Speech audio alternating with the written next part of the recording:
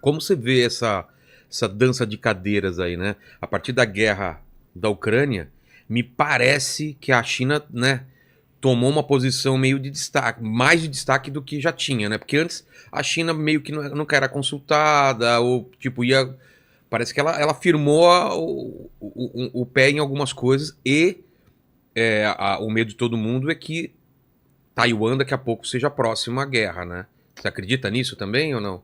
Então, primeiro sobre a questão da China, né?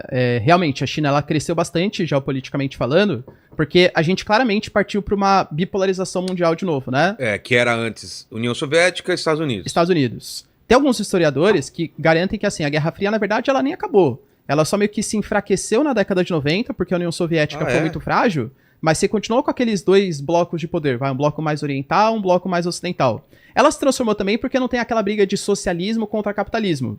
Mesmo a China hoje sendo socialista, ela não quer expandir o socialismo pelo mundo. E não é esse discurso nos Estados Unidos também. Também não é o medo socialista, é o medo da China, né? Exatamente. Econômico, de ter um poder absurdo, né? Tanto que, por exemplo, a próxima reunião agora dos BRICS vai rolar na África do Sul. São duas pautas principais. Os BRICS hoje são formados por 5 membros, né? Que é China, Brasil, Índia, Rússia e S de South Africa, né? A ideia é entrar de 22 a 44 novos membros. Ou seja, pode ser ficar BRICS, não vai colocar, né? Então vai ficar BRICS+. Entendi. Entende? Porque a China hoje ela quer fazer com que os BRICS deixem de ser somente aquele bloco de parceria econômica que criou um banco comum, e os BRICS vai passar a ser quase um bloco de oposição ao G7.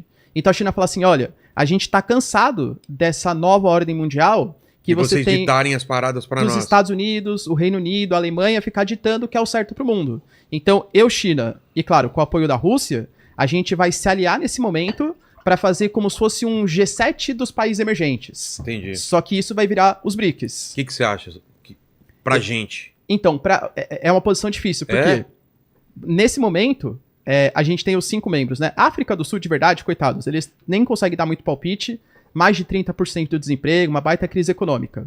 Rússia e China, com certeza, apoiam essa ideia. Então, a Índia.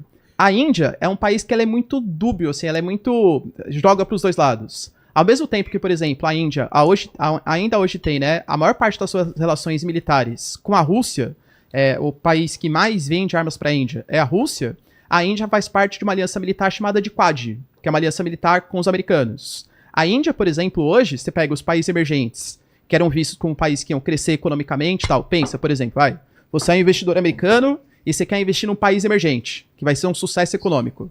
A Rússia hoje não está recebendo investimento, porque não dá. A China também é um país que, por mais que tenha uma população gigantesca, o Estado interfere muito na economia, não tem muita segurança jurídica. A África do Sul também. Não dá para investir, crise econômica, crise política e tal. Sobrou o quê? Brasil e Índia. O Brasil é um país que, como a taxa de juros está alta, a nossa bolsa de valores está relativamente barata, né, comparado ao resto, até está recebendo um pouco mais de investimentos, mas a Índia é um país que, por exemplo, softwares, comunicação, tecnologia, mercado consumidor, querendo ou não, a Índia, ela passou no mês passado a China. Hoje a Índia é a maior população mundial. Então a Índia, ela conta muito para esse crescimento econômico com os investimentos dos países ocidentais, entende? Então não acho que a Índia vai querer comprar uma briga com o G7, entende? Então hoje nos BRICS você tem a África do Sul que tá meio alheia, né, não consegue palpitar muito, Rússia e China que querem fazer os BRICS serem uma oposição ao G7, e Brasil e Índia que estão meio reticentes.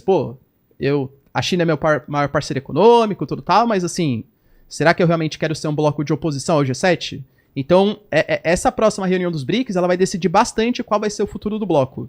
Se vai ser uma oposição aos Estados Unidos, ou se vai continuar como um bloco, não econômico, mas um bloco de parcerias econômicas.